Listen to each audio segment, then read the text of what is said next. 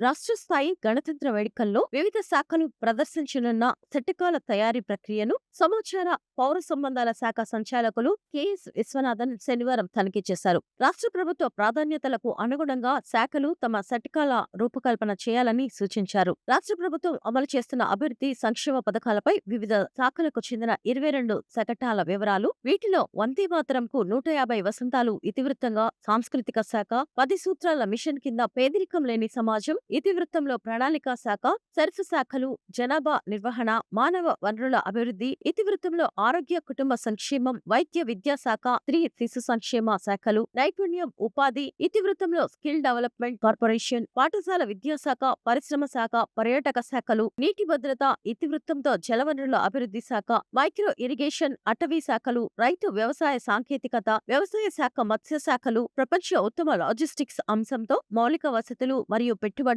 సముద్ర మరియు వైమానిక రంగాలు, సిఆర్డీఏను వ్యయ అత్యుత్తమీకరణ, ఖర్చు తగ్గింపు, శక్తి ఇంధనం, cost optimization, energy and fuel, ఉత్పత్తి పరిపూర్ణత, చేనేత జౌళి శాఖ, ఉద్యానవన శాఖలు, స్వచ్ఛాంధ్ర పురపాలక మరియు పట్టణాభివృద్ధి శాఖ, పంచాయతీరాజ్ మరియు గ్రామీణాభివృద్ధి శాఖలు జీవితంలోని అన్ని రంగాల్లో లోతైన సాంకేతికతలు ఇతివృత్తంతో ఆర్టీజీఎస్ శాఖల శకటాలను రూపొందిస్తున్నారు.